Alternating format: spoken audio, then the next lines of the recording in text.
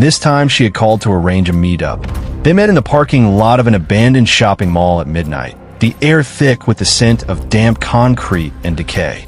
She stepped out of a black sedan, tailored suit, heels clicking like gunshots in the dark. "You look like hell," she said, her voice flat, devoid of emotion. Yet he sensed a tremor beneath it. He smiled a grimace. "Thanks." She was tense, chain-smoking, the tip of her cigarette glowing like a tiny, angry eye in the gloom. After a moment, she said, her gaze fixed on the empty horizon, "I didn't know about the fire. Not the details, anyway, but I know about other things. The shoddy wiring was covered up, the permits fast-tracked for a price. It was Caleb's division, but I approved the funding."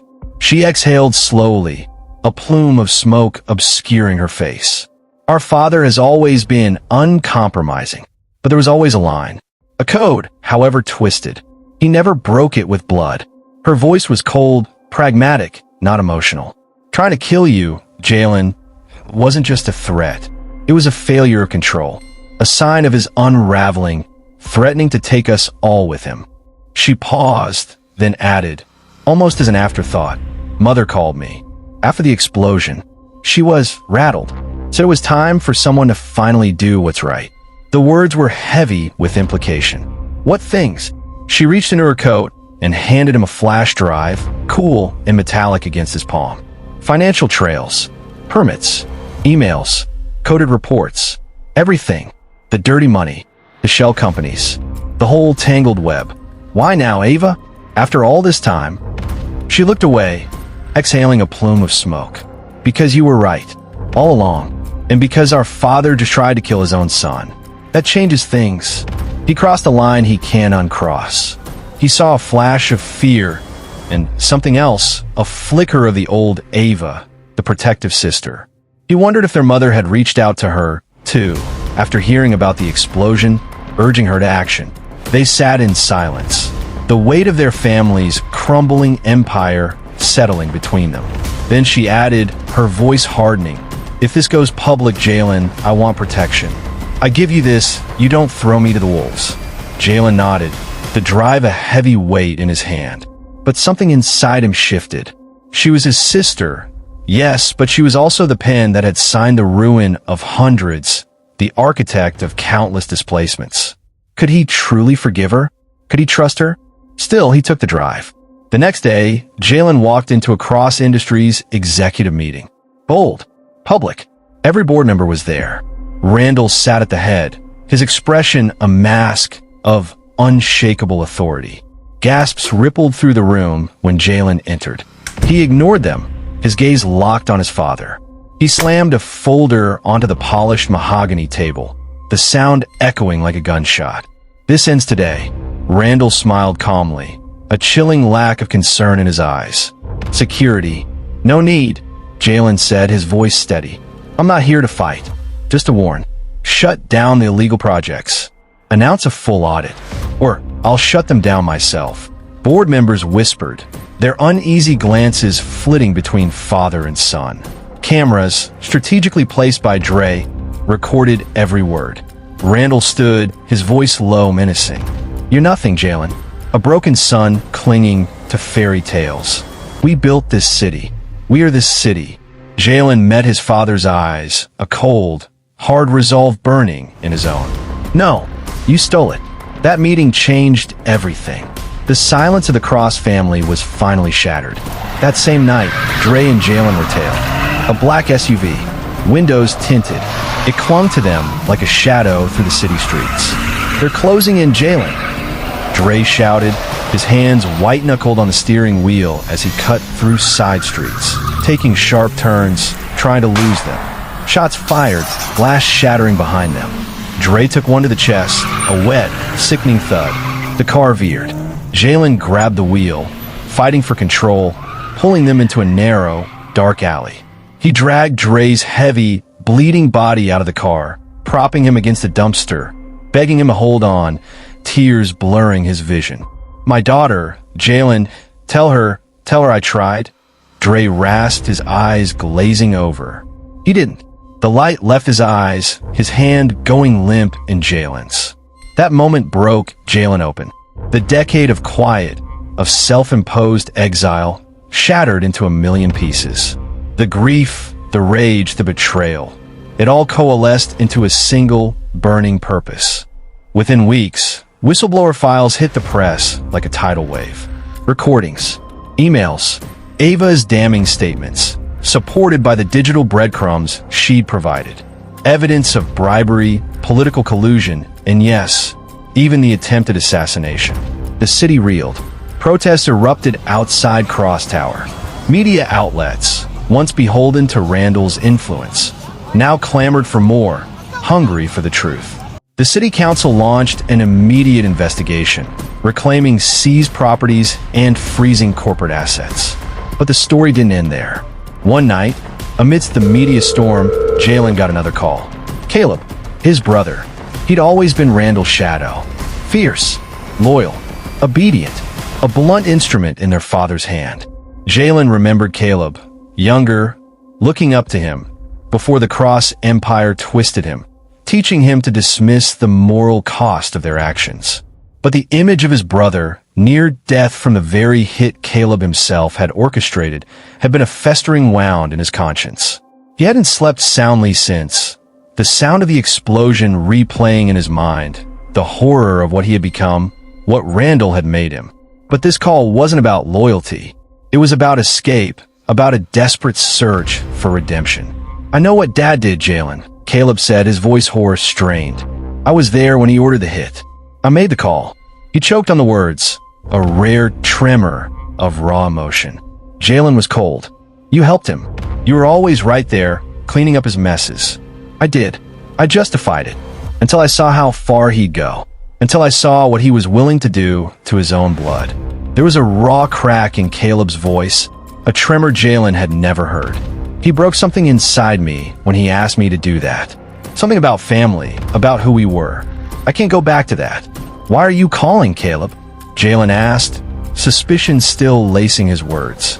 I want out. I want to help you. I have more. Proof Randall manipulated the audit reports. The offshore accounts he used to hide funds. The real estate deals where he strong-armed owners. Jalen didn't answer for a long moment. The silence thick with years of resentment and fractured brotherhood. Caleb continued, desperation creeping into his tone. But I need a promise. If this all comes crashing down, I can't go to prison. I need protection. I'll testify, but I need immunity. A week later, Caleb handed over more files. Internal memos, coded language used in investor reports, bank statements from offshore accounts. The final nail in Randall's coffin. When Randall found out, he lost it. He stormed into Caleb's immaculate office, his face contorted with a fury that bordered on madness. He shoved his youngest son against the floor-to-ceiling glass wall overlooking the city they supposedly owned. You? My own blood? How could you betray me? Randall roared, his voice raw. Caleb, usually quick to temper, stared him down, his eyes devoid of fear. Jalen's still your son too, Dad. Randall's voice cracked, a sound of pure agony. You don't betray family. We protect our own. No, Caleb said, a stark finality in his tone. You did, the moment you tried to kill him. That moment, that single line, was the final crack in the Cross Empire. The sound of it echoed through the halls of power, through the boardrooms, through the city itself. The next morning, Randall Cross was arrested on live television, a dramatic, public fall from grace that reverberated across the nation. Good evening. In a stunning turn of events, Randall Cross, the powerful CEO of Cross Industries, the city held its breath, witnessing the dismantling of a legacy built on silence and greed. Randall's wife, Jalen's mother, was seen by his side during the arrest, her face a mask of profound grief and silent defeat, a woman who chose to stand by her husband's ruin, her once weary eyes now utterly hollow. She vanished from public life after his incarceration, forever tied to his downfall, a tragic testament to the silence she could never break. Cross Industries, crippled by scandal, began to unravel. The public demanded accountability, and the city council, emboldened, took back what had been stolen. The shiny, opulent Cross Tower, once a symbol of Randall's power, was swiftly renamed the People's Civic Center, a place for community engagement and support. Jalen was even approached, discreetly, by a consortium of new investors and city officials, offering him a leadership role in the rebranded organization, a chance to guide its ethical restructuring.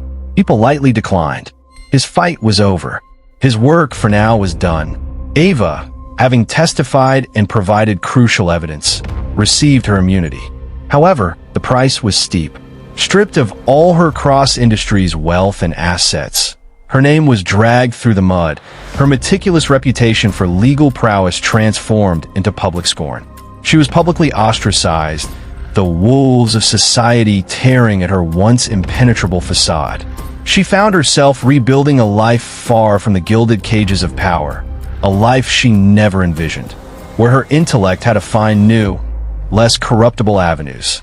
Caleb, too, received legal immunity in exchange for his full cooperation. But the cost for him was equally profound. His career in corporate dealings was utterly destroyed, his aggressive tactics and unquestioning loyalty now seen as blind complicity.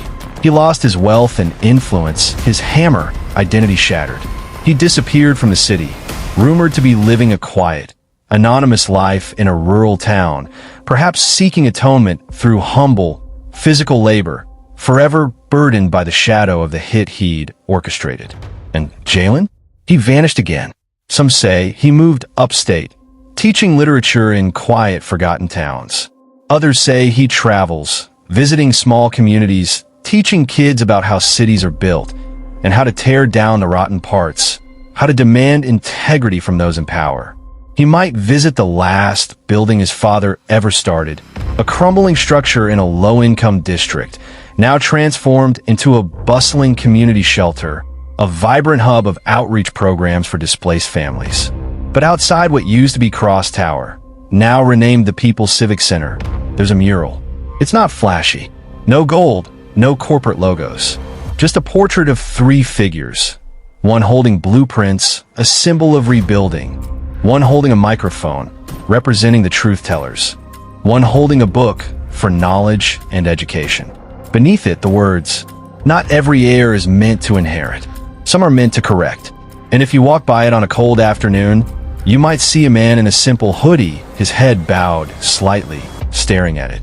He never stays long, just enough to remember what it cost. The years of exile, the shattered family, the life of his friend, the price paid by those who finally chose to break the silence, and why it was worth it.